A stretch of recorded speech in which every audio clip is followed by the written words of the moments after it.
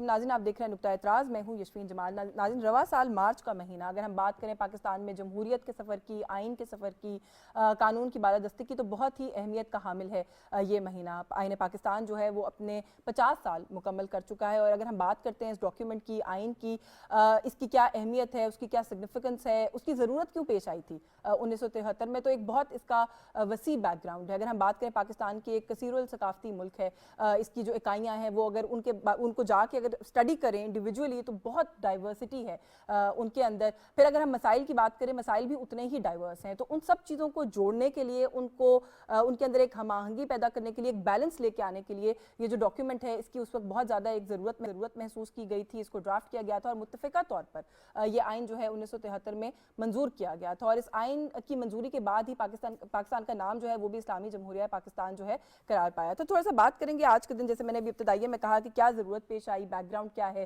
آج جب یہ آئین ہے in its full form, consensus کے ساتھ بنا ہوا آئین ہے، تو کیا ہم نے کیا کھویا ہے، کیا پایا ہے ان دا لائٹ آف جو آئین کہتا ہے؟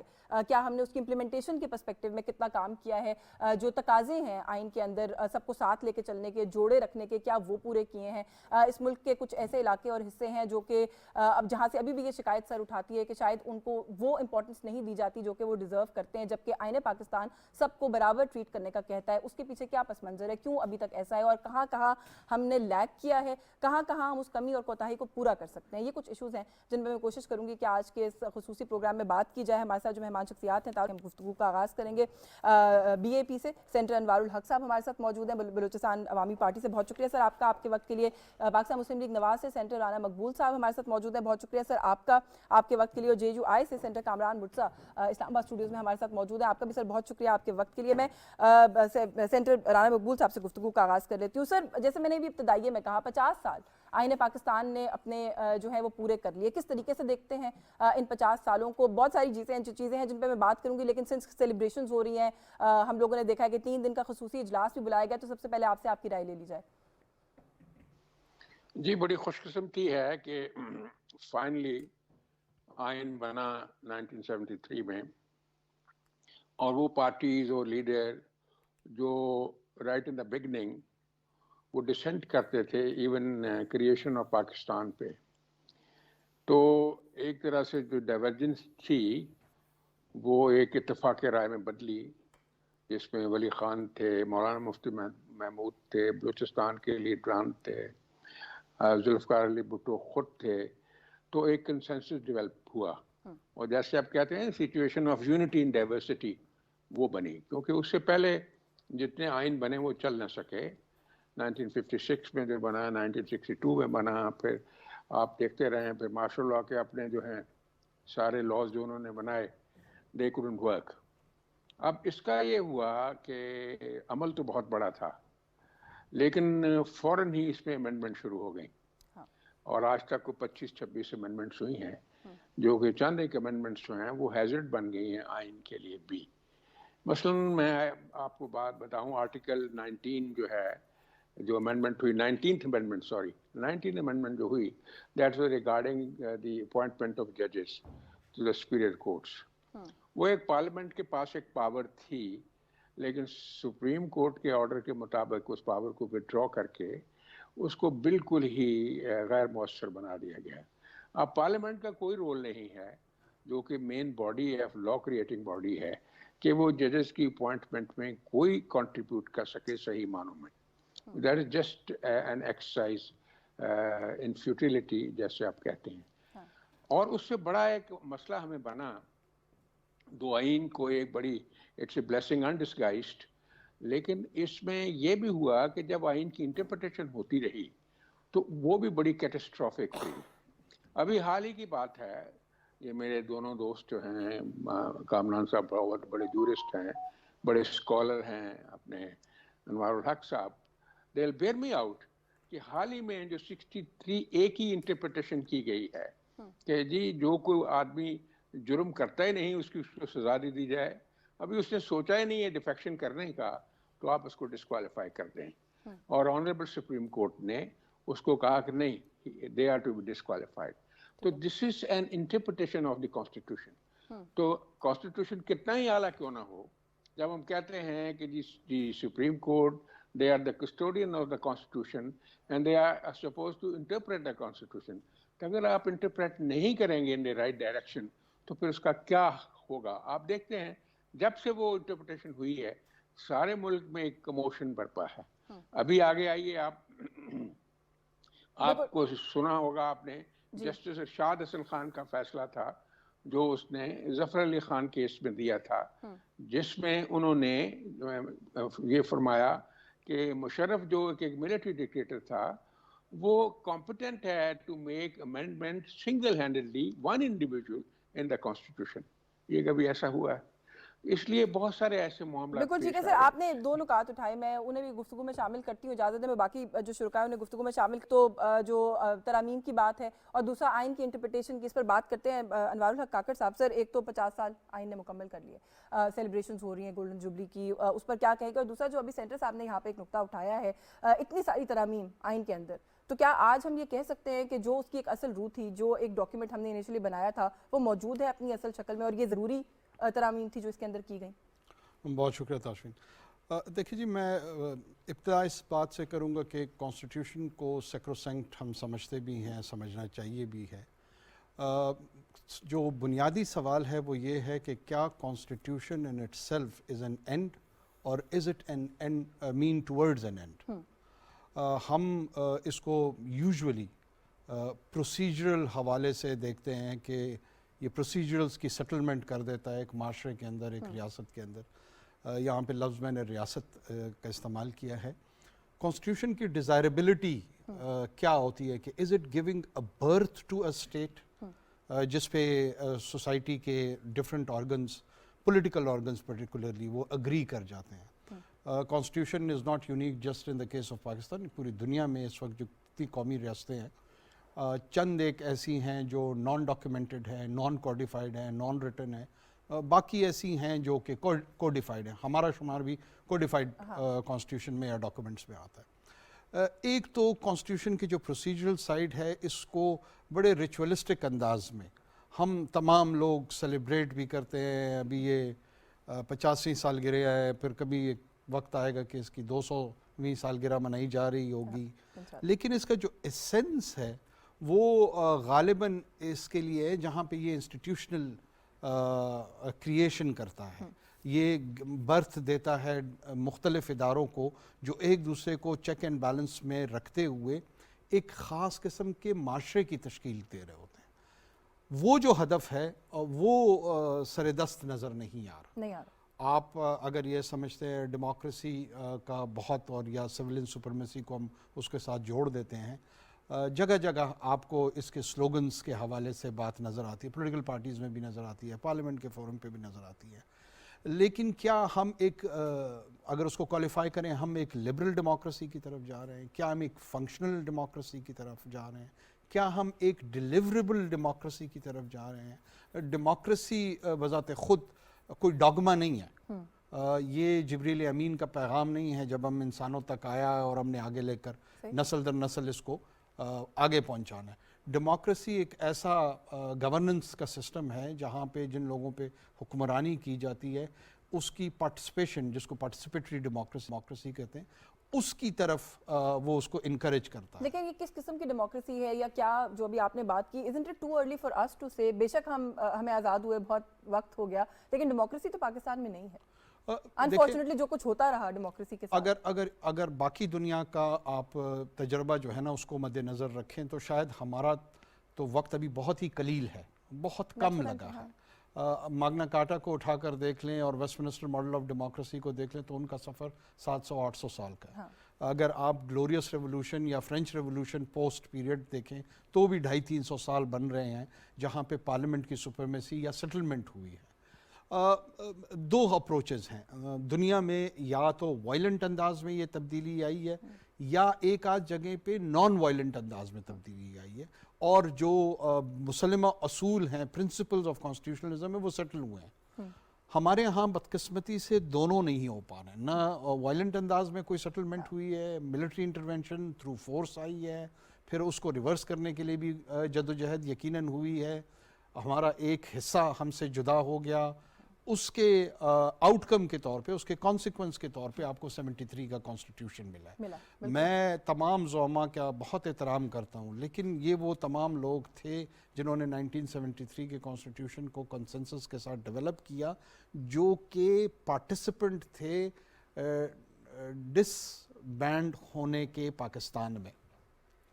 یہ ایک تاریخی حقیقت ہے. ان تمام لوگوں نے 70 کے اور 71 کے الیکشنز پارٹیسپیٹ کیا، کتنا کردار تھا اس میں بحث ہو سکتی ہے، لیکن کردار تھا. میں عرض کر رہا ہوں کمپین کی ہے، پارٹیسپیٹ کیا ہے، اور پھر آل آف اے سڈن وہ ایک ونگ آپ سے چلا جاتا ہے. کیا 1973 کے کانسٹیٹیوشن میں، جو کہ میں اس کو کنٹروورشل بنانے کی ہرگز کوشش نہیں کر رہا ہوں، لیکن اس تجربے کو کتنا مد نظر رکھا گیا جب اس کو نئے سرے سے ڈیزائن کیا گیا؟ شاید اتنا زیادہ نہ رکھا. چلو اس پہ بات کرتے ہیں. کامران مرتضیٰ صاحب کو گفتگو میں شامل کر لیں. سر 50 سال آئین پاکستان نے پورے کیے. 50 سال کے اندر اس ڈاکیومنٹ کے ساتھ کیا کیا ہوا، خاص طور پہ جب یہ جو بات ابھی ہم کر رہے تھے کہ جو ایک جمہوریت کو کنٹینیو نہیں رہنے دیا گیا اس ملک میں، اس پر کیا کہیں گے؟ آپ کی کیا رائے؟ مسلسل بار بار معطل کیا گیا آئین پاکستان کو. دیکھیے، جو موجود نظام ہے، ان موجود نظاموں میں جو ایک بہتر نظام آج سمجھا جاتا ہے وہ جمہوریت ہے. اور جب ایک بہتر نظام یہ سمجھا جاتا ہے اور اس کو چلانے کے لیے جو ہے وہ آپ کے پاس کوڈیفائڈ کوئی ایسا مدر ڈاکومنٹ موجود ہونی چاہیے، اور وہ مدر ڈاکومنٹ جو ہے رائٹلی یا رانگلی جو ہے وہ وجود میں آ گئی. جنہوں نے بھی کیا وہ، آپ بھلے یہ کہیں کہ وہ اپنا آئین ساز اسمبلی تھی، وہ ایک حادثے کے بعد جو ہے نا وہ باقی ماندہ جو ہے نا وہ موجود اسمبلی تھی، جو بھی اس کو کہا جائے، مگر آج تک اس ڈاکومنٹ پہ ایگریمنٹ ہے، اور معاشرہ جو ہے، یہ معاشرے کے درمیان جو ایک معاہدہ ہے، اس کو تھرو چوزن ریپرزنٹیٹیو جو ہے نا وہ نافذ کر دیا گیا. اور یہ بھی ایک تاریخی جبر ہے کہ اس کی امپلیمنٹیشن کا سب سے زیادہ جو مطالبہ آتا ہے وہ ایک چھوٹے صوبے سے آتا ہے، بلوچستان سے آتا ہے، کہ اس 73 کے آئین کے مطابق یا کو امپلیمنٹ کیا جائے اس کی جو اس کا اصل جو اس کی روح ہے اس کے مطابق. یا پھر خیبر پختونخوا سے آتا ہے. بڑے صوبوں سے شاید اس طرح سے یا مطالبہ نہیں آیا، یا اس کی وائلیشن میں کسی نہ کسی طرح سے بڑے صوبوں میں ان کی پارٹیسپیشن زیادہ رہی ہے. اب جب پارٹیسپیشن زیادہ رہی ہے، اگر آپ اس کو امینڈمنٹس کے حوالے سے دیکھیں یا کسی حوالے سے بھی دیکھیں، اس میں چھوٹے صوبوں کا کردار آپ کو کمتر نظر آئے گا. اس کو ہم سیلیبریٹ تو کر رہے ہیں کہ جی 50 سال ہو گئے. اس کے ساتھ بہت سارے جو ہے وہ ایف اینڈ بٹس لگے ہوئے ہیں، جس طرح سے انوار صاحب کہہ رہے ہیں کہ جی اس میں یہ نقص تھا یا یہ نقص تھا. مگر سٹل جو ہے نا ہمارے درمیان ایک ایسی ایگریمنٹ جو ہے نا، ایسا جو ہے نا وہ کنسنسس ڈاکومنٹ موجود ہے جس کے اوپر ابھی تک کوئی ایسا بڑا ڈسپیوٹ نہیں آیا باوجود امینڈمنٹس کے. اب اس ملک کا مسئلہ کیا ہے؟ اس ملک کا مسئلہ جو ہے نا اس کی سیلیبریشن نہیں ہے. 50 سال ہو گئے، بہت اچھی بات. 50 سال سینٹ کے ہو گئے، بہت اچھی بات. اس کو سیلیبریٹ کریے. زندہ قومیں کرتی ہیں، مناتی ہیں، اپنے اچھی باتوں کو سیلیبریٹ کرتی ہیں. مگر اصل بات یہ ہے کہ کیا یہ اس کی امپلیمنٹیشن اچھا تھا؟ کانسٹیٹیوشن برا تھا؟ کمی تھی، زیادتی تھی، خامی تھی، خوبی تھی؟ کیا یہ امپلیمنٹ ہوا ہے اس پاکستان میں؟ نہیں، یہ سوال تو میں آپ سے ویسے بھی، کیونکہ آپ نے کہا یہ آواز اٹھتی ہے کہ اس کی روح جو ہے اصل اس کے مطابق اس پر عمل نہیں ہوتا. رکاوٹ کیا ہے؟ رکاوٹ اس کے اندر جو ہے ایک تو وہ گھسا پٹا جو ہم سارے کہتے ہیں کہ اسٹیبلشمنٹ اس کی سب سے بڑی رکاوٹ ہے، وہ تو ہے ہی ہے. مگر ہم سب اپنے اندر جو ہے نا بادشاہ سلامت ہے. اس کے اندر جو ہے نا پالیٹیشین بھی ہے شامل ہے، اس کے اندر اسٹیبلشمنٹ کا بھی ہاتھ شامل ہے. اس کے اندر جو اسٹیبلشمنٹ کے بھی 3 حصے آپ کر لیجئے. ایک یونیفارم اسٹیبلشمنٹ ہے، ایک جو ہے نا وہ ہماری جو نوکرشاہی ہوا کرتی ہے، جو سامنے سیکریٹریٹ ہے، اس میں بیٹھے بڑے افسر ہوا کرتے ہیں. اور تیسرا حصہ جو ہے وہ آپ اس کو اسٹیبلشمنٹ کا جو ہے نا وہ آپ اس کو لنک کریں وہ عدلیہ کے ساتھ. تو وہ تینوں جگہ پہ کہیں نہ کہیں پہ ڈیفیشنسی ہے. مگر اس کے ساتھ چوتھی جو جگہ ہے وہ ڈیفیشنسی جو ہے نا ہم پالیٹیشین کے اندر بھی ہے. ہم بھی جو ہے نا وہ اکثر اوقات مل کے کھیلنا چاہتے ہیں، اور جب مل کے کھیلنا چاہتے ہیں، 19 کو 20 کرنا چاہتے ہیں، 18 کو 20 کرنا چاہتے ہیں، یعنی ہمارا مقابل جو ہے وہ اگر 20 ہوتا ہے تو ہم کسی ایک حصے سے یا 2 حصوں سے یا 3 حصوں سے اسٹیبلشمنٹ کے مل کے کھیلنا چاہتے ہیں. تو پھر ہم دستور کو پامال کرتے ہیں یہ جو ہمارے اندر کی جو بےایمانی ہے، یہ ہمارے اندر کی جو بادشاہ سلامتی ہے، یہ جو ہے نا اس کو جو ہے نا ہم کو کل کرنا ہوگا. ہم کو اپنے اندر جو ہے نا وہ اس کی ڈیموکریسی کی اصل روح پیدا کرنی ہوگی. وہ آج تک جو ہے نا وہ مجھ میں بھی نہیں ہے، وہ ان میں بھی نہیں ہے، وہ کسی اور دوست میں بھی نہیں ہے. ہم صرف اس کو جو ہے وہ دوسروں کے لیے کہتے ہیں اور اپنے لیے نہیں ہم کرتے. Because before I move on, جب ہم بات کرتے ہیں روح پر عمل درآمد کی، امپلیمنٹیشن کی، جو ابھی آپ نے بھی بات کی، آپ نے کہا اپنے اندر سیلف انٹرسپیکشن ہونی چاہیے. آپ کہاں کیا پلیس کرتے ہیں کہ سب سے بڑی کوتاہی کہاں ہوئی ہے سیاستدانوں سے، کس چیز میں ہوئی؟ سب سے بڑی کوتاہی میرے اندر ہے. سب سے بڑی کوتاہی اس کے اندر ہے. ہم وہ جگہ دیتے ہیں جہاں پہ دوسرا آ کے انٹر ہو سکتا ہے. کہیں نہ کہیں پہ جو ہے نا وہ کوئی مسئلہ جو ہے نا وہ آپ کے پولیٹیکل پارٹیز کے اندر ہے، کہیں نہ کہیں پہ وہ آپ کا مسئلہ جو ہے وہ پالیٹیشین کے اندر ہے، کہیں نہ کہیں میرے کردار کے اندر وہ مسئلہ چھپا ہوا ہے. اگر میرا کردار ٹھیک ہوگا کوئی جو ہے نا وہ رستہ نہیں لے پائے گا، کوئی راستہ لے نہیں پائے گا. بالکل ٹھیک ہے. سینٹر رام صاحب سے آئین جو ہے وہ بڑی تفصیل کے ساتھ سارے سبھی جو ادارے ہیں، جو آرگنز ہیں اسٹیٹ کے، ان کا کیا کردار ہے، کیا حدود ہیں، ان کا تعین کر کے دیتا ہے. لیکن پھر بھی ہم نے یہ ابھی تک ہوتے ہوئے دیکھا کہ ادارے بھی اپنے حدود سے تجاوز کرتے ہیں. جو ابھی سینیٹر صاحب یہاں پہ بات کر رہے تھے وہ کہتے ہیں کہ ہم جو سیاستدان ہیں ہم نے بھی اپنا کردار صحیح سے نہیں نبھایا، یعنی کہ وہ وہاں پر بھی تجاوز ہوا. کیا وجہ ہے کہ ایک اس طرح کا ایک ہونے کے باوجود، ایک ڈاکیومنٹ ہونے کے باوجود، سیٹ گائیڈ لائنز اور لمٹس ہونے کے باوجود ہم نے یہ دیکھا ہے کہ یہ سارا کچھ ہم فیس کرتے رہے؟ دیکھیں جی، کامران مرتضیٰ صاحب کی بات بڑی درست ہے. یہ نہ صرف individual collective character D generation کی بات ہے. جو کردار کا انحطاط ہے وہ انڈیویجولی بھی اور کلیکٹیولی بھی، وہ اس کا بہت ذمہ دار ہے.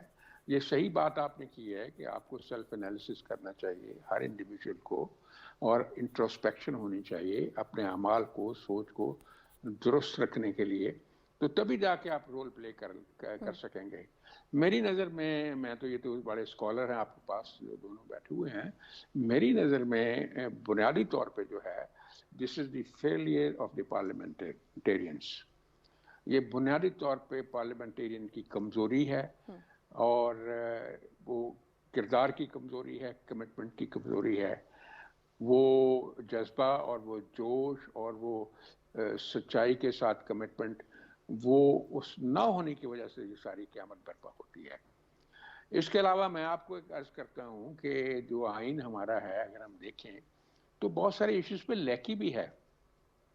ایک امینڈمنٹ آئی کہ جی سارے کے سارے جو ہیں قانون جو ہیں وہ اسلام کے مطابق ہونے چاہیے. بالکل ہونے چاہیے. اسلام تو ہمارا میگنا کارٹا ہے. بنیادی طور پہ ہمارا آئین تو قرآن ہے، اور نبی صلی اللہ علیہ وسلم کی زندگی وہ ہمارا آئین ہے نا. اس میں ہم چینجز کرتے رہیں وقت کے ساتھ ساتھ. جیسے کہا جاتا ہے کہ Islam is all about making rules for changing needs, اور in making rules for unchanging needs. سو جو چیزیں ہماری تبدیل ہوتی رہتی ہیں زندگیوں کے ساتھ، کیونکہ اسلام اینڈ آئین has to be a dynamic process. تو وہ کچھ اسٹیٹک نہیں ہو سکتا ہے. تو ہمیں جو اجتہاد کی جو انٹرپریٹیشن کی ایک قوت نبی کے دین نے دی ہے، ہم اس کو استعمال نہیں کرتے اور اسی پہ اڑے رہتے ہیں. میں 2 مثالیں آپ کو دیتا ہوں. ہم چونکہ کنیکٹڈ ہیں، آئین کے تابع ہیں، آئین نے کہا کہ اسلام کے مطابق ہونا چاہیے. بھئی بات یہ کرنے کی ہے کہ اگر پہلے بھی میں نے ایشو اٹھایا ہے کہ جی اپنا دادے کی زندگی میں اگر اس کا بیٹا فوت ہو جائے گا تو دادے کی پراپرٹی جو ہے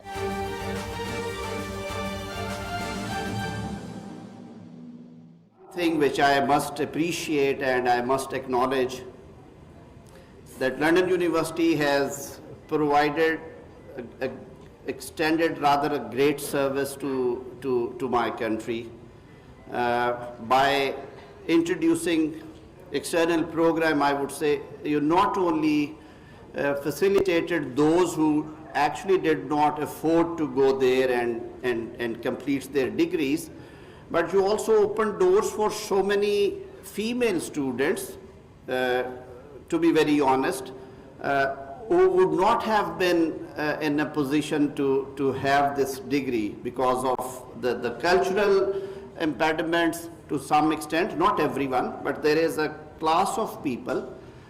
The parents I have met, they were reluctant to send their daughters abroad. Even in my family, my own daughter is, I wish she would have been here. She is also, now she has recently joined a law firm. She's also alumni.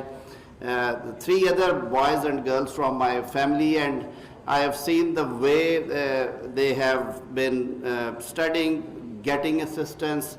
Your examination system stood all the test, and with the passage of time, it improved manifold.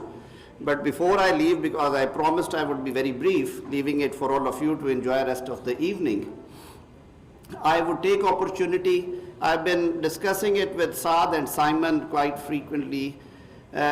At Pakistan Bar Council, we tried to convince the centers who are actually imparting the external program instructions here in Pakistan to also introduce with the basic structural things of the local laws to the students, which will facilitate them actually and prepare them for the law GATE and the C law examinations, which were introduced by the Bar Council. I believe that we have covered the major area. Almost 60–70% centers had decided to move forward and go ahead, and with this expectation that we'll be doing good things in future, I wish all of you the success in the legal profession. Since I spent 30 years in the profession, as you were rightly saying that when you joined Moscow, the world was different. My relationship with British Council also dates back to 1992, when I just walked in at the Lawrence Road office, the British Council building, for my own admission, and I finally got a place in University of Edinburgh. So Edinburgh is a lovely place to stay. The interesting most thing, there were no computers, of course. It was the transforming time, no internet, but the interesting part for me was that whenever I was out of university, it was hard to me to believe whether I am in Moscow or in an English-speaking country. For first 2–3 weeks, because of the Scottish things, you can appreciate well. Anyway, at the end, I would extend my heartfelt greetings to all of you. Enjoy your evening. Thank you very much for honoring me. Bahut shukriya.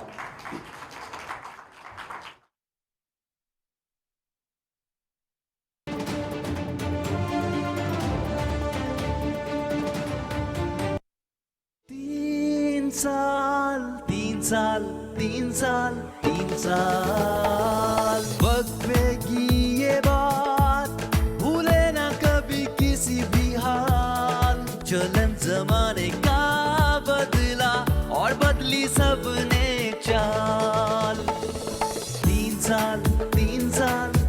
साल वक्फे की ये बात भूले ना कभी किसी भी हाल। घर बार की खुशियों को खुद से ही संभाला है, खानदान के बच्चों को दिल से पाला है। वक्फे से ही मुमकिन खुशियों का तसलसल है। माँ की अच्छी सेहत का रखना है सबको ख्याल। भूले न कभी किसी भी हाल। महकमा बहबूद आबादी हुकूमत पंजाब।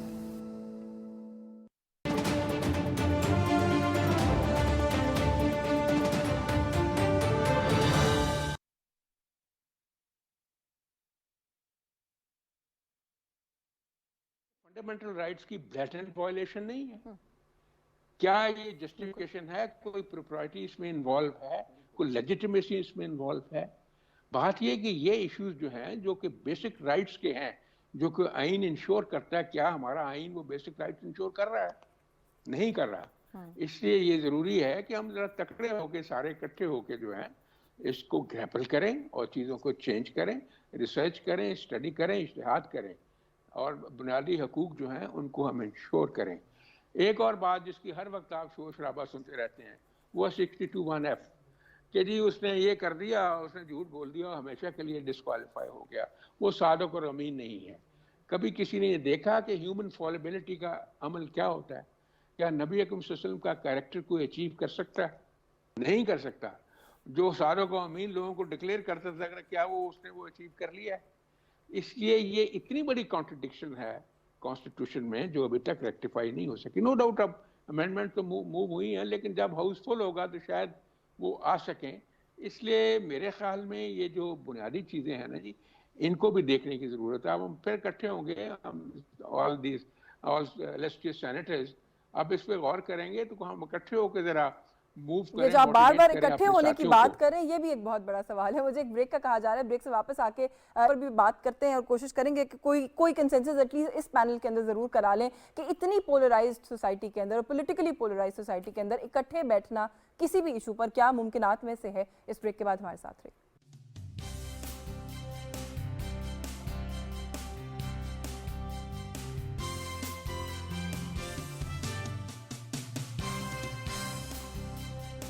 جی ویلکم بیک ناظرین. انوار الحق کاکڑ صاحب سے آپ نے رانا مقبول صاحب کی گفتگو سنی. انہوں نے کچھ 2-3 چیزوں کی طرف اشارہ کیا. انہوں نے کہا کہ اس طرح کی کچھ بنیادی مسائل بھی ہیں جن کو مل کر بیٹھ کر ان پہ بات کر کے ان کو سارٹ آؤٹ کرنے کی ضرورت ہے. بنیادی حقوق کی ایک بڑی بہترین مثال انہوں نے دی کہ اس کو وہ انشور کرتا ہے, لیکن کیا ہم انشور کر رہے ہیں آئین کے روح کے مطابق. پھر وہ 62(1)(f) والی بھی انہوں نے بات کی. تو ایک تو اس ایشو پر کامنٹ کریں, اور دوسرا یہ جو مل کر بیٹھنا ہے, یہ آپ کو کئی ممکنات میں سے لگتا ہے موجودہ جو سیاسی صورتحال ہے اس کو اگر ہم سامنے رکھیں؟ دیکھیں, میں رانا صاحب کے ساتھ مکمل اتفاق کے ساتھ جو دونوں نکات انہوں نے بیان کیے پوتے میں وراثت کے حوالے سے اور خواتین کو جائیداد میں محروم کرنے کے حوالے سے, جس میں کئی میرے خیال میں اسکالرز حنفی مالکی اسکول آف تھاٹ کے ہیں جو سمجھتے ہیں کہ سورہ نساء میں جو فارمولہ طے کیا گیا ہے اس کو ڈیفائی فلاؤٹ کوئی بھی نہیں کر سکتا.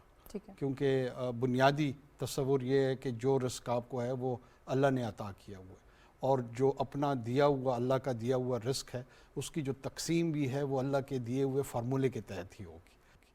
تو یہ نہیں ہو سکتا کہ اللہ نے دیا مجھے اپنی مرضی سے ہے اور پھر میں اس کی ضد میں اپنی مرضی سے اس کی تقسیم کرتا چلوں. بہت سارے اسکالرز کا یہ ویو ہے اور میرے خیال میں بھی اسی کو درست سمجھتا ہوں. دیکھیں, یہ نیٹی گریٹیز میں تو ان پہ بات ہونی بھی چاہیے. جو بنیادی بات ہے وہ یہی ہے کہ ریاست کی آئین کی ضرورت کیوں پیش آتی ہے. ہم ایک اجتماع ہوتے ہیں ایک مخصوص خطے میں, زمین کے کسی حصے میں, اور اس کو مملکت کا درجہ دیتے ہیں, اس کے لیے آئین تشکیل دیتے ہیں. وہ آئین جو ہے اس میں ایک ریاست کے تصور کا جنم ہوتا ہے. 2 بنیادی نکات وہ ریاست اپنے اوپر لے لیتی ہے بطور ذمہ داری, اور یہ جو سوشل کانٹریکٹ ہوتا ہے between the state and citizen, یہ 2 فریق اس میں آپس میں آ جاتے ہیں کہ ان کی جو اکنامک ایکٹیویٹی ہے اور جو ان کی سیکیورٹی ہے, یہ دونوں رسپانسبلٹی ریاست اپنے اوپر لے لیتی ہے اگینسٹ سرٹن رائٹس. اچھا, ہم یہ سمجھتے ہیں کہ صرف شاید شہریوں کے حقوق ہوتے ہیں. شہریوں کے ساتھ ساتھ ریاست کے بھی اپنے حقوق ہوتے ہیں جو شہریوں نے ادا کرنے ہوتے ہیں. مثال کے طور پہ ٹیکس کی ادائیگی, ٹیکس کو آپ نے صحیح انداز میں ادا کرنا ہو. کہیں پر اگر قوانین کی خلاف ورزی ہو, کرائم کمٹ ہو, تو آپ اس کرائم کو رپورٹ کریں, یہ آپ کے سیوک رسپانسبلٹی میں آتا ہے. اس طرح اور کئی چیزیں ہیں جو اس سیکیورٹی کے انوائرمنٹ کو انشور کرتی ہے اور وہ ریاست کے حقوق میں آتا ہے. بٹ ہیونگ سیڈ دس, کہ کیا ہم ایز اے پولیٹیشین یہ کیریکٹر, یہ کانڈکٹ اور یہ ویژن کہ ایک ایسے معاشرے کی ہم تشکیل کر سکیں جہاں پہ ریاست اپنے ان تمام جو رسپانسبلٹی ہے اس کو بخوبی سر انجام دے اور ایکول اپرچونٹی اپنے رہائشیوں کو, اپنے سٹیزنز کو پرووائڈ کر سکے اور اس کامن گڈ کی طرف جا سکے. اس میں اپنے ریسورس کی ایکسپلائٹیشن ہے, اس میں اپنے ٹیکس کلیکشن ہے, اس میں اس کی ڈسپنسیشن ہے. یہ اس انداز میں ہو کہ ہر ایک تک اس کے مواقع بھی برابر کے ملے سب کو, اور اس بیچ میں جو فرض کی ادائیگی ہے وہ اس انداز میں ہو کہ اس میں ٹرانسپیرنسی کا جو ایلیمنٹ ہے وہ بھی انشور ہو. اب میں نے جو گفتگو کی ہے اپنے 50 سال کا جو ہمارا تجربہ ہے, اس کو جہاں جہاں آپ کا جی چاہتا ہے اس پہ اپلائی کریں. اس کی اپلیکیشن میں ہم اس پہ کتنا پورا اترتے ہیں, یونین کاؤنسل کی سطح سے لے کر جو نیشنل لیڈرشپ ہے, میرے خیال میں جواب دینے کی شاید پھر واپس آ ضرورت جاتی نہیں ہے. ابھی جو سینیٹر کامران صاحب بھی بات کر رہے تھے کہ سیاستدانوں کو بھی اپنی وہ کرنے کی ضرورت ہے. اس میں لیڈ رول سیاستدانوں کا ہے. لیکن سر دیکھیں, آئین پارلیمنٹ کو بنیادی کلیدی کردار آئین میں پارلیمنٹ کا ڈیفائنڈ ہے. کیا parliament he in it self functional ہے, وہ کردار ادا کرنے کی اہل ہے, اتنی کیپیسٹی ہے, وہ کیپیسٹی بلڈ ہونے دی گئی over the number of years? دیکھیں پارلیمنٹ کا مقصد یہی تھا بنیادی طور پہ کہ ایک لیجسلیٹو باڈی ہے اور وہ لوگوں کے پرنسپل آف بیلٹ کے تحت وہاں پہ لوگ ان نمائندگی میں آئیں اور جو قانون سازی کا کردار ہے وہ ادا کریں, اور ساتھ ساتھ میں جو ایگزیکٹو برانچ ہے ہمارے ہاں اس ماڈل میں اس کی برتھ بھی پارلیمنٹ سے ہوتی ہے. وزیر اعظم بھی اس سے بنتے ہیں, کابینہ بھی اس سے بنتی ہے, صوبوں میں وزراء اعلیٰ بنتے ہیں. یہ ڈیول فنکشن ہے کہ آپ قانون سازی بھی کرتے ہیں اور آپ ایگزیکٹو کا کردار بھی ادا کرتے ہیں. ان دونوں کرداروں میں کیا ہم پریولیجڈ سٹیٹس ایکوائر کرنے کے لیے اس پروسیس کا حصہ بنتے ہیں, یا اس کو مشن سٹیٹمنٹ کے طور پر اپنے دل سے لگا کر اور اس کو ایک ورشپ کا سٹیٹس دیتے ہیں اور کنٹریبیوٹ کرتے ہیں سوسائٹی کی طرف؟ آپ آبزرو کر لیں, آپ کو خود ہی آنسرز مل جائیں گے. کامران مرتضیٰ صاحب, یہ 2-3 باتیں رانا مقبول صاحب نے سندھ صاحب کا قانون کے اوپر جو ہے بہت وہ ہے گرپ ہے. یہ جو انہوں نے کہا کہ 1-2 چیزیں آئیڈینٹیفائی خود بھی کر دی, انہوں نے کہا کہ بہت سارے معاملات آئین کے اپنے اندر بھی ایسے ہیں جن پر بیٹھ کے بات کرنے کی ضرورت ہے. 62(1)(f) کی مثال دی, اس پہ بھی ایک تو کامنٹ کیجیے گا. دوسرا انٹرپریٹیشن کی انہوں نے پہلے کامنٹ میں بات کی تھی کہ عدلیہ کو آئین کی انٹرپریٹیشن کرنی ہے. اس کو لے کر بھی ہم دیکھ رہے ہیں آج کل تو یہ بحث ویسے ہی بہت زیادہ جو ہے وہ کی جا رہی ہے, اس پر بھی اپنی رائے دیجیے گا. پہلے انٹرپریٹیشن کی بات پہ آ جاتے ہیں. ہمارا جو اصل مسئلہ یہ ہے کہ ہم سارے اپنی کریز سے باہر نکل کے کھیلنے کے عادی ہیں. اس میں ہر ادارہ, میں بھی شامل ہوں, آپ بھی شامل ہیں, ہم سارے جو ہے نا ایکسیڈ کرتے ہیں اس جورسڈکشن سے, اس پاور سے جو ہم کو کہیں پہ بھی حاصل ہے. اس میں عدلیہ کو بھی لے لیں, اس میں آپ یونیفارمڈ اس کو بھی لے لیں, جس کو بھی لیں گے وہ ہر آدمی, ہر شخص جو ہے وہ اپنی کریز سے باہر نکل کے کھیلتا ہے. اور جب وہ کھیلتا ہے تو اس کے لیے بڑی آسانی سے جو ہے نا بڑے جو خوبصورت نعرے ہوتے ہیں ان کو استعمال کرتا ہے. اور یہ 75 سالوں میں اس طرح سے ہمارے ساتھ ہوتا آیا ہے یا ہم کرتے آئے ہیں. کیونکہ میں پارٹ آف پارلیمنٹ ہوں, ممبر ہوں اس کا, تو ہم سارے کرتے آئے ہیں. اور اس کے لیے جو ہے نا وہ ہمارے پاس, ہم اپنی جو ہے نا, ہم ایک خود احتسابی کا نظام ہمارے اپنے اندر موجود نہیں ہے. آدمی اپنا جب دیکھتا ہے کہ میں نے کیا کیا ہے, اور اپنے تو ہم اچھے وکیل ہوتے ہیں اور دوسروں کے ہم اچھے جج ہوتے ہیں دوسروں کے بارے میں. یہ میرے بھائی کہہ رہے تھے اس میں یہ جو کہ دادے کی اگر کوئی انہیریٹنس کے اس میں اس کے پیچھے جو ہے نا فقہ نے اس کے پیچھے ایک پورا ایک وہ ہے. ایک تو سورہ نساء سے ہم آگے پیچھے نہیں جا سکتے. ہم کو یہ جاننے کی بھی خدا نخواستہ ضرورت نہیں ہوتی کہ اللہ کے کوئی احکام ہیں تو وہ کیوں ایسے ہیں. ہم نے اس کے اوپر آنکھیں بند کر کے اس کو ایز اٹ از لینا ہوتا ہے. بعض اوقات ہماری سمجھ میں آ جاتی ہیں باتیں اور بعض اوقات نہیں آتی ہیں. اس کے پیچھے جو بیسک کانسیپٹ ہے, حالانکہ اس کو سیکشن 4 نے فیملی کورٹ ایکٹ میں اس کو پھر جو ہے نا وہ ایک طرح سے وہ کیا ہوا ہے, اس پوتے کو بھی حصہ ملتا ہے اس وقت ایوب خان کے دور سے 1961 سے. مگر اس کے پیچھے جو فقہ کا وہ ہے, ان کی جو انٹرپریٹیشن ہے وہ یہ ہے کہ نزدیک کے رشتہ دار کی موجودگی میں دور کے رشتہ دار کو محروم کیا گیا ہے. وہ ایک پرنسپل انہوں نے لے ڈاؤن کیا ہے. دوسرا یہ کہہ رہے ہیں کہ جو بیٹیوں کو محروم کرنے کی بات, بیٹیوں کو محروم کرنا بہت بڑی زیادتی ہے, ظلم کرتے ہیں ہم لوگ. مگر اس کے پیچھے پھر ایک, اگر آپ دیکھیں, اگر اس کو کوئی پلے کرنا چاہے تو یہ چیز میری ہے تو میں نے کسی کو دے دی, حالانکہ میں گناہ گار ہو جاؤں گا, میں نے دے دی تو وہ اس کو آپ کا جو لا ہے یا فقہ ہے اس کو ایکسیپٹ کرتا ہے. مگر وہ اس کے ساتھ ساتھ جو ہے نا مجھے گناہ گاروں کے اس میں وہ کیا گیا ہے. بچیوں کے بارے میں ایک جو کانسیپٹ ہے ہمارے ہاں کہ بیٹے کا آدھا اور بیٹے کا ایک اور بیٹی کا آدھا. مگر نبی کریم سے یہ بھی جو ہے نا وہ ایک چیز جو ہے وہ ثابت ہے کہ کوئی شخص آیا تھا نبی کے پاس اور انہوں نے کہا کہ میں نے ایک کو جو ہے وہ اپنا فلاں جگہ دے دی ہے. تو انہوں نے پوچھا کہ باقیوں کو بھی آپ نے اس کے برابر دے دی ہے؟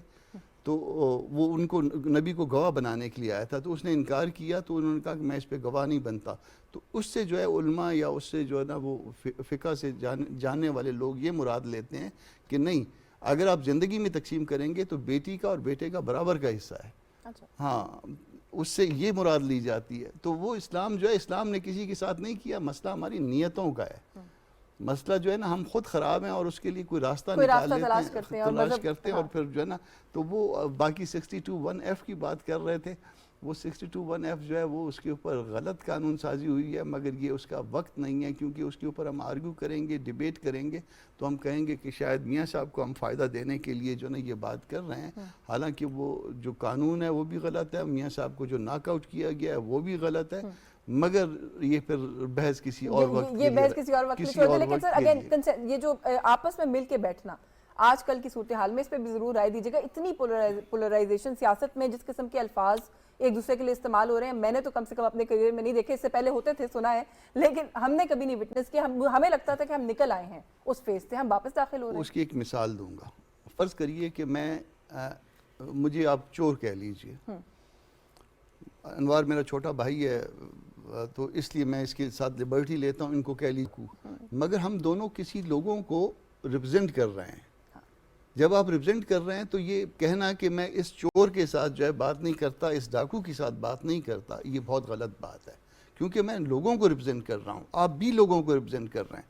تو جب تک ہم آپس میں مل کے نہیں بیٹھیں گے تو پھر خدا نخواستہ وہ موقع اگر ہاتھ سے نکل گیا مل بیٹھنے کا تو پھر آپ پچھتاتے رہیں گے اس بات پہ کہ انوار نے اچھی اینک نہیں لگائی، کامران نے اچھے کپڑے نہیں پہنے، یہ چور ہے، یہ ڈاکو ہے. اس کے ساتھ جو ہے آپ بیٹھنے سے انکار نہیں کر سکتے. یہ پارلیمانی جمہوریت کی روح کے خلاف ہے. آپ کو بیٹھنا ہوگا اور بیٹھ کے مسائل کا حل نکالنا ہوگا. اگر نہیں نکالیں گے تو پھر ہاتھ سے جو ہے نا بہت جلد چیزیں نکل جاتی ہیں، اور پاکستان میں تو اس سے بھی زیادہ جلد نکل جاتی ہیں جتنا آپ سوچتے ہیں. جتنا ہم سوچتے ہیں، بالکل ٹھیک ہے. اچھا رانا مقبول صاحب، سے چھوٹے صوبے، ان کے حقوق، میرے پاس آج بڑی بھرپور نمائندگی ہے بلوچستان کی، میں بات کروں گی، لیکن پہلے آپ سے رائے لے لوں کہ کیا اس کے بیچ میں کیا رکاوٹ ہسٹوریکلی رہی ہے؟ جو شکایات ہیں ان کو کس طریقے سے دیکھتے ہیں؟ ان کا ازالہ آج تک کیوں نہیں ہو سکا؟ اس پر آپ کی کیا رائے ہے؟ ایکچولی دونوں میرے ساتھیوں نے، رہنماؤں نے دکھتی رگ پہ ہاتھ رکھ دیا. قرآن پاک کی آیت کا جس کا ذکر یہ کر رہے ہیں، یہ بڑی زیر بحث آئی ہے. اور جیسے میں نے پہلے عرض کیا تھا کہ Islam is all about changing rules for changing needs and unchanging rules for unchanging needs. عقائد تو ہمارے وہی رہیں گے، لیکن کیا کوئی اجتہاد کا دروازہ ہم نے بند کر دیا ہے؟ بہت سارے فقہاء نے یہ بھی کہا ہے جو آپ کہہ رہے ہیں، ان سے اتفاق نہیں کیا. ابھی بھی زندہ بھی ہیں، اویلیبل بھی ہیں. میں سمجھتا ہوں کہ نبی صلی اللہ علیہ وسلم کا دین جو ہے وہ ریشنیلٹی، جو عملی طور پہ جو ہمارے سٹیپس ہوتے ہیں، اس میں ریشنیلٹی از دا میجر فیکٹر جس سے نبی صلی اللہ علیہ وسلم کا دین چلتا ہے. ابھی انہوں نے کہا کہ یہ جو اولاد کا ہے کہ جی ان کو بچیوں کو محروم کر دیں، کیا اس کے پاس لیجیٹیمیٹ ریزن ہے؟ نبی صلی اللہ علیہ وسلم کا دین کسی بندے کی آربیٹریری پاور کو جو ہے وہ سپورٹ کرتا ہے؟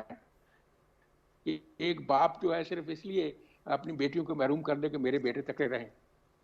ان باتوں کے اوپر قدغن لگانے کی، اس پہ اسٹڈی کرنے کی ضرورت ہے. اجتہاد جیسے، اسی لیے تو اجتہاد رکھا گیا ہے، that is one of the major sources of law. تو اس کو ضرور امپلوائے کرنا چاہیے.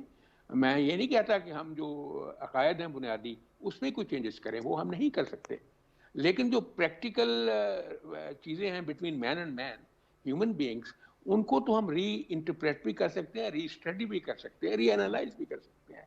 اس لیے ضروری ہے کہ اس پہ تھوڑا غور کیا جائے. آپ نے کہا یہ چھوٹے صوبوں کا واقعی ہی مسئلہ رہا ہے، اور ان کو پورے رائٹس نہیں دیے گئے جو کہ دینے چاہیے، اور ان کو پوری طرح جو سارے ملک کی پولیٹکس ہے اس میں انوالو کرنا چاہیے.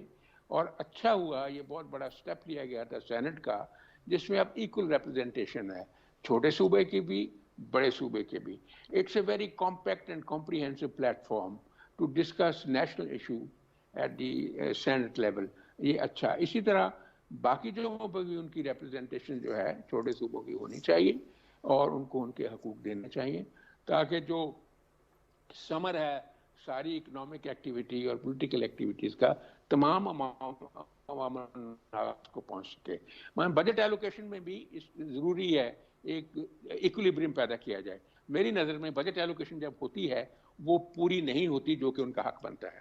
اور ایک اور بدقسمتی جو سب سے بڑی ہے، اگر چلی ہی جاتی ہے وہ بجٹ ایلوکیشن تو وہ ٹرکل ڈاؤن نہیں ہوتی ان لوگوں کو جن کا حق ہوتا ہے، یعنی گراس روٹ لیول پہ نہیں جاتی. اس لیے نہ صرف جو انشور کرنا چاہیے آئین کو اور ہم لوگوں کو بھی, نہ صرف ہم جو جسٹیسیبل ڈسٹریبیوشن آف ریسورسز کریں اور پھر یہ انشور کریں کہ وہ ریسورسز کا فیض اور بینیفٹ گراس روٹ لیول پہ ان لوگوں کو پہنچے جو کہ ہوئے لیونگ ان مزری. اس لیے اس کے لیے بڑی ہمت اور محنت کی ضرورت ہے, اور اللہ کرے ہم سب لوگوں کو اللہ محنت اور ہمت دے اور ہم اس نیک کام کو کر سکیں, کیونکہ یہی تو نبی صلی اللہ علیہ وسلم کا مشن تھا کہ وہ تو رہے ہی غریبوں کے لیے. کچھ چھوٹی چیزیں, کچھ بہت نٹی گریٹی کے اندر تفصیل میں جا کر آپ نے بھی کچھ چیزیں پوائنٹ آؤٹ کی جن پہ آپ سمجھتے ہیں کہ بات ہونے کی ضرورت ہے, ان کی مزید ان پہ کام ہونے کی ضرورت ہے. کچھ بڑے بڑے مسائل ہیں, جیسے آج کل جو معیشت کا معاملہ ہے اس کے اوپر بہت بات ہوتی ہے کہ معیشت کو لے کر بھی بیٹھنے کی ضرورت ہے, کچھ چیزوں کو انٹرپریٹ کرنے کے لیے آپ کہتے ہیں بیٹھنے کے لیے ضرورت ہے. تو جو میں نے بات یہاں پر ابھی کی اس پہ آپ بھی اپنی رائے دے دیجیے گا. عمران خان صاحب نے 2-3 دن پہلے بیان دیا, وہ کہتے ہیں کہ میں جمہوری آدمی ہوں, مذاکرات کرنا چاہتا ہوں لیکن چوروں اور ڈاکوؤں سے مذاکرات نہیں کروں گا. تو اگر آپ کی نالج میں کوئی ایسی پولیٹیکل پارٹی یا اینٹی ہے جس کو انہوں نے چور اور ڈاکو ڈکلیئر نہ کیا ہو تو وہ بھی ہم بتا دیجیے گا, اور اس طرح کی صورتحال میں کیسے بات چیت ہوگی, کیسے مذاکرات ہوں گے؟ ویسے تو ایک ڈاکو کو انہوں نے صدر بھی بنا لیا اپنی جماعت کا. دیکھیے جی, we are talking about insanity. اب انسینٹی کو ہم ایسے فورم پہ کیسے زیر بحث لا سکتے ہیں, آپ کو پتہ ہی ہے. اس لیے ان کو چھوڑیں, آپ جتنے لوگ ان کو کیسے چھوڑیں, وہ اس ملک کی ایک بڑی مقبول اس وقت جماعت ہے. وہ کہتے ہیں جی ہم تو کورٹ جانے کے لیے گیٹ تک آتے ہیں تو ہمارے پیچھے 10,000 بندہ آ جاتا ہے, آپ کہہ رہے انہیں چھوڑ دیں. میں ان کی بات چیت کے اوپر اس طرح توجہ کرنے کی ضرورت نہیں ہے. ایک بندہ اگر چل جائے مطلب ہر لحاظ سے تو پھر آپ کیا کریں گے؟ ٹھیک ہے, ایک چھوٹا سا ایک پیچ آیا ہے, وہ سیٹل ڈاؤن ہو جائے گا. بات آخر کار جا کے عقل, شعور, دانائی اور فراست سے ہونی ہے. اس طرح نہیں ہونی کہ کسی کو چور کہہ دو, کسی کو ڈاکو کہہ دو, دشنام ترازی سے نہیں ہونی. You can't resolve the issues through derogatory language. آپ یہ جو پرووکیٹو باتیں کر کے مسائل کو حل کر سکتے ہیں. مسائل کا حل تو تدبر سے ہوتا ہے. جب اللہ کرے ان پہ یہ تدبر وارد ہو جائے تو پھر تو شاید ہو سکتا ہے. نہیں, وہ بھی جو کامران صاحب نے پوائنٹ آؤٹ کیا تو مجھے لگتا ہے دیر اسٹل ہوپ. اگر صدر بن سکتے ہیں جن کو ڈکلیئر کیا تو اس کا مطلب مذاکرات بھی ہو سکتے ہیں. انوار صاحب سے جیسے میں نے کہا, بلوچستان کی بہت بھرپور نمائندگی ہے. ہم نے مختلف اوقات کے اندر یہ آواز اٹھتے ہوئے سنی ہے کہ حقوق نہیں دیے جاتے, اگنور کیا جاتا ہے, نگلیکٹڈ صوبہ ہے. آئین تو سب کو برابر ٹریٹ کرنے کا کہتا ہے. 50 سال تو ہم منا رہے ہیں, لیکن کیا آج بھی ہم کامیاب ہوئے ہیں برابر سمجھنے میں سب کو؟ دیکھیں, بلوچستان کے پرسپیکٹو سے میں سمجھتا ہوں ہمارے 2 چیلنجز. ایک ہمارے پاس اسکاسٹی آف ریسورس, ہمیں ہمیشہ ریسورس کی کمی کا تذکرہ ہم کرتے آ رہے ہیں اور بالکل درست کرتے آ رہے ہیں. وہ اس وجہ سے کہ we are half of Pakistan. اگر آپ میرے ہاں سڑک بنانا چاہتے ہیں, اسکول بنانا چاہتے ہیں, صحت کی کوئی فیسلٹی دینا چاہتے ہیں تو میرے ہاں جو لاجسٹک کاسٹ ہے وہ بڑھتی ہے. اور اسکاسٹی آف اسکیئرس پاپولیشن ہے, کم آبادی ہے, تو زیادہ کاسٹ میں کم آبادی تک آپ سروس پرووائڈ کرتے ہیں. اسی کاسٹ میں اگر آپ پنجاب میں, سندھ میں یا ایون خیبر پختونخوا میں وہ کریں گے تو بہت کم لاگت سے آپ زیادہ لوگوں کو جو ہے سروس پرووائڈ کر پائیں گے, کیونکہ شہری تو ظاہر برابر ہیں ہم سارے. اب دوسری طرف جو مسئلہ ہے, جو ریسورس اویلیبل ہے اس کی مس مینجمنٹ کا ہے. ایک میں وفاق سے ہمارا گلہ ہے اور ایک میں ہمارا اپنے لوگوں سے گلہ ہے. جو مس مینجمنٹ ہے وہ میں اور کامران کر رہے ہیں. ٹھیک ہے, اپنے لوگ, ہمارے اپنے لوگ کر رہے ہیں. میرا موجودہ وزیر اعلیٰ یہ ذمہ دار ہے, اس سے پہلے والا ذمہ دار ہے, اس سے پہلے والا ذمہ دار ہے. جب سے ہم صوبہ کا سٹیٹس ہمیں ملا ہے یہ ذمہ داری ہماری ہے. اقتدار میں آ کے بھول جاتے ہیں اصل مسائل کو, آپ کے خیال میں؟ بعض اوقات تو مجھے ایسے لگتا ہے کہ وہ یاد تو کوئی چیز ہوتی ہی نہیں ہے, صرف اقتدار میں آنا ہی مقصد ہوتا ہے. تو بھولی کیا چیز جائے گی, وہ ایجنڈا ہی نہیں ہوتا. ایجنڈا اقتدار ہی ہوتا ہے. ایجنڈا آپ کا صرف اقتدار ہوتا ہے. تو ہمارے 2 مسائل ہیں. جو وفاق سے کمی ہے فنڈز کی, حصول کی, حقوق کی, معاشی اور سیاسی دونوں, اس پہ بالکل ہمیں فوکس اور جدوجہد اور اسٹرگل یونینیمسلی کرنا چاہیے for the people of the province Balochistan. دوسری طرف جو مس مینجمنٹ ہماری اپنی پولیٹیکل لیڈرشپ کرتی ہے, ایکولی اس کو ہمیں اجاگر کرنا چاہیے, ہمیں اس کا تذکرہ کرنا چاہیے, ہمیں اسے باقی پاکستان میں بھی بتانا چاہیے, صوبے کے اندر بھی بتانا چاہیے. اور ان لوگوں کو جو ایکسپوز نہیں کرتے, میرے خیال میں صرف اور صرف یہ دعوے کرنا کہ ہم اس صوبے کے ساتھ بڑے مخلص ہیں اور چونکہ جناب ہم وکٹم ہیں، لہٰذا ہم تو دیکھیں چھوٹے صوبوں سے ہمارا تعلق ہے، اس بنیاد پہ ہو سکتا ہے میں کسی مقام تک پہنچ جاؤں، ہو سکتا ہے کامران صاحب کسی مقام تک پہنچ جائے، عام بلوچستانی کو کچھ نہیں ملے گا، نہیں ملے گا۔ اور ہم ان کے نام کا میں سمجھتا ہوں سودا کرتے ہیں، ہم ان کو سیل آؤٹ کرتے ہیں، اور اس سیل آؤٹ کی ریٹرن میں ہو سکتا ہے میں وزیر اعظم بن جاؤں، ہو سکتا ہے یہ اسپیکر نیشنل اسمبلی بن جائیں یا چیئرمین سینٹ بن جائیں یا وزیر اعلیٰ بلوچستان بن جائیں، یہ تو پرابیبلٹی موجود ہے۔ عام بلوچ اور پشتون کے ہاتھ، سیٹلر کے ہاتھ، ہزارہ جو وہاں کا آبادکار ہے اس کے ہاتھ کچھ بھی نہیں، لیکن اگر دونوں ہی اینڈز کے اوپر یہ معاملات ہیں جو ابھی آپ نے بتائے ہیں تو پھر تو مسائل کا حل تو پھر تو آپ is nowhere in sight پچھلے 1.5 سال سے نہیں دیکھ رہی ہیں کہ وہاں پہ کیا ہو رہا ہے؟ کتنے آپ کے لا انفورسمنٹ ایجنسیز کے لوگوں کے شہداء، آپ کوئی شہداء کی لسٹ نکالیں، ایک کتنے لوگ ہیں جو آن ریکارڈ کہہ چکے ہیں کہ وہاں پہ جو امپلائمنٹ ہے وہ تھرو برائبری مل رہی ہیں، لوگ شہید ہو رہے ہیں، ڈیزل اور پیٹرول کی وہاں پہ سمگلنگز چل رہی ہیں، بارڈرز مس مینجڈ ہیں، ایک ایڈمنسٹریٹو انارکی کی طرف ہم جا رہے ہیں۔ تو وہ کس وجہ سے جا رہے ہیں؟ اسی لیے کہ گورننس جو ہے نا وہ کنورٹ ہو گئی ہے نان گورننس میں۔ تو یہ تو ایک بہت اہم آسپیکٹ ہے اس مسئلے کا۔ باقی حقوق کے نعرے ہم نعرے بہت لگاتے سنے، رہیں میں گے۔ یہی سوال کرنے لگی تھی سینٹر کامران صاحب سے بھی کہ سر نعرے تو بڑے سنے ہیں، اور نعروں کے سلوشن کے لیے جوابی نعرے بھی بہت سنے ہیں کہ آپ بلوچستان کے لیے یہ کر دیں گے، پسماندہ صوبوں کو اس طریقے سے بہتر کریں گے، لیکن جو ابھی سینٹر انوار الحق کاکڑ صاحب نے کہا کہ ہم نے کوئی پریکٹیکل بہتری آتے ہوئے نہیں دیکھی ہے، کیا وجہ ہے سر اس کی؟ دیکھیے دو چیزیں جو ہے نا وہ بنیادی ہیں، ان دو باتوں کو ایڈریس کرنے سے پہلے نا مزید دو باتوں کو ایڈریس کرنا ضروری ہے، جو کہ جو روٹ کاز ہے۔ جب آپ ایک فیڈریشن میں رہتے ہیں، آپ ایک صوبہ ہوتے ہیں، آپ ایک بھائی کا جو ہے وہ سٹیٹس رکھتے ہیں، تو پھر جو ہے وہ سینس آف پارٹیسپیشن اور سینس آف ایکویلٹی جو ہے نا وہ آپ میں آنا چاہیے۔ اب وہ سینس آف پارٹیسپیشن اور سینس آف ایکویلٹی جو ہے کہ آپ برابر ہیں، آپ ایکولی پارٹیسپیٹ کرتے ہیں، یہ کس نے دینا ہوتا ہے؟ یہ یقیناً وفاق نے دینا ہوتا ہے۔ یہ 75 سالوں کا المیہ ہے۔ اچھا، اس کے بعد اگلا سوال جو ہے نا وہ پیدا ہو جاتا ہے کہ جی وہ فنڈ یہاں سے کم ملے، اور اس کے بعد جو ملے تو وہ کس نے کھائے؟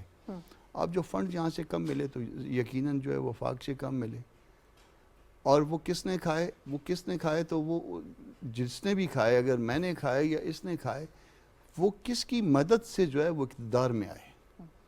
آیا وہ ٹرو جو ہے وہ ریپرزنٹیشنز تھی پبلک کی، لوگوں کی، یا جو ہے نا وہ نرسری میں لگائے ہوئے لوگ تھے؟ اگر نرسری میں لگائے ہوئے لوگ تھے اور پھر انہوں نے کھائے ہیں تو پھر قصور جو ہے وہ پبلک کا نہیں ہے، وہ آپ الزام ان لوگوں کو نہ دیں، پھر الزام صرف ان لوگوں کو دیں جنہوں نے اس نرسری کو اسٹیبلش کیا ہے وہاں پہ، اس نرسری سے جو ہے نا وہ ایک ماحول سے ایک مخصوص قسم کے جو ہے نا وہ لوگ لا کے آپ نے جو ہے نا وہ پودے لا کے انسٹال کیے ہیں، اور وہ انسٹال کرنے کے نتیجے میں آپ یہ سمجھے کہ شاید جو ہے نا اس کے بعد نتائج بھی آپ کی مرضی کے آئیں گے۔ وہ نتائج آپ کی مرضی کے اس لیے نہیں آئے کہ وہ لوگ جن کے اوپر جو ہے نا آپ نے انویسٹمنٹ کی، جن کو آپ نے نرسری میں لگایا، ان کو پانی دیا، ان کو کھاد دی، ان کو بڑا کیا، ان کو کسی اور لیڈرشپ کے مقابلے میں جو ہے نا پروان چڑھایا، مگر جو ہے نا وہ پھر جو ہے نا آپ کے مطلب کے نتائج نہیں دے سکے۔ وہ مختلف ملکوں میں جو ہے نا وہ مختلف پلازے ان کے بنتے رہے اور مختلف جگہ پہ ان کی انویسٹمنٹ جاتی رہی، تو اس کے قصوروار جو ہے وہ اس نرسری کے پودے لگانے۔ میں وزیر سے بات کرنے سے پہلے آپ کو چیٹ کرنا چاہ رہے ہیں؟ جی میں اس میں پارشلین کے ساتھ ایگری کرتا ہوں، یہ آدھا سچ بول رہے ہیں۔ میرے خیال میں جو مکمل سچ ہے وہ یہ ہے، جن پارٹیوں کی طرف ان کا اشارہ ہے کہ وہ نرسری کی پیداوار ہے، ہو سکتا ہے میں بھی اس پارٹی کا حصہ ہوں۔ میں نے کسی کا نام میں نے اشارے کی بات کی، میں کہہ رہا ہوں کہ جن کی طرف اشارہ ہے ہو سکتا ہے میں بھی اس کا حصہ ہوں۔ میرا وضاحت کے ساتھ باقی پارٹیوں کی طرف جس کو یہ عوامی نمائندگان کے طور پہ سمجھتے ہیں، اس میں جمعیت علماء اسلام ہے، اس میں پیپلز پارٹی ہے، اس میں پاکستان مسلم لیگ نون ہے، پاکستان تحریک انصاف ہے۔ پچھلے 20 سالوں میں بلوچستان میں ہم سمیت یہ تمام اس سیاسی اشرافیہ کا حصہ رہے ہیں، اور ان تمام لوگوں پہ یہی تاثر موجود ہے۔ عام بلوچستانی ہمیں سن رہے ہیں، نرسری والے یا فیلڈ والے گملے، جو بھی پیداوار نکلی ہے کوئی خاص اچھی پیداوار نہیں نکلی، لیکن وہی چہرے نہیں ہیں جو ان سب میں रोटेट मैं होते आपको रहते अर्ज हैं। करूं, जो इल्ज़ाम गवर्नेंस के हवाले से या करप्शन के हवाले से मैं और वजाहत के साथ कह रहा हूँ, मेरी जमात के लोगों पे लगे हैं, वही जमीयत उलमा के जमात के लोगों पे लगे हैं, वही पीपल्स पार्टी के लोगों पे लगे हैं, वही PTI के लोगों पे लगे हैं, वही मुस्लिम लीग नून के लोगों पे लगे हैं। जो मैं जिस नुक्ते की तरफ लाना चाह रहा था, आप 10 मरतबा नर्सरी लगाने वालों की तरफ निशानदेही करें। जब मैं खुद अपने घर को घर नहीं समझता तो नर्सरी वाला बकौल आपके तो बाहर से आया हुआ है, वो कैसे आपको समझेगा? आप खुद अपना प्लेटफॉर्म उसको प्रोवाइड करते हैं, आप अपनी ज़मीन प्रोवाइड करते हैं, अपना रिसोर्स प्रोवाइड करते हैं, और उसके साथ अगर एक अनहोली अलाइंस बनाते हैं, सिर्फ आपको तकलीफ़ उस वक्त होती है जब उस अनहोली अलाइंस से आप निकल जाते हैं, मैं उसमें आ जाता हूँ। मुझे उस वक्त तकलीफ होती है जब मैं निकल जाता हूं और आप उसमें आ जाते हैं। लेकिन बुनियादी तौर पर डिलीवरी न मैं करना चाह रहा हूं ना आप करना चाह रहे हैं। तो मसला फिर वही आ जाता है जो आप लोगों ने कहा कि खुद अपनी तरफ। अच्छा, इस बात को मैंने पहले कहा था कि मसला वो है कि जब हम 18 को 20 करना चाहते हैं, 19 को 20 करना चाहते हैं, और ये तकरीबन ये मामला तमाम पार्टीज़ में मौजूद है। ख़राबी वहाँ से पैदा हो रही है, ना हम सुधर रहे हैं और ना वो सुधर रहे हैं जिनको हम सुधारना चाहते हैं। वक्त में बस महदूद है। आई थिंक राना साहब भी कुछ ऐड करना चाह रहे हैं इस डिस्कशन के अंदर। मैंने एक बात करनी है। जी प्लीज जी सर। जी राना साहब। अच्छा, बात यह है कि एक इशू बहुत बड़ा जो ख़ास तौर से बलूचिस्तान से मुतल्लिका है, वो हम शायद हमारे से ओवरलुक हो गया, वो है मिसिंग पर्सनस का। वो एक एग्नी है लोगों की, उसको हमारी जिम्मेवारी है कि लोगों को सेटिस्फाई भी करें और मिसिंग पर्सनस का पता भी चले, उनको रिकवर भी करें। ये बहुत बड़ा इशू है। अभी मैं आखिर में मैं समझता हूँ कि मुझे ये बात ज़रूर करनी चाहिए कि अभी कुरान पाक का जिक्र किया था काकड़ साहब ने और मुर्तज़ा साहब ने। आपको याद है, सभी को याद है कि हज़रत उमर फ़ारूक ने जो सज़ाएँ कुरान पाक में मैंडेटरी हैं, हालात के तकाज़ों को देखते हुए सस्पेंड कर दी थी।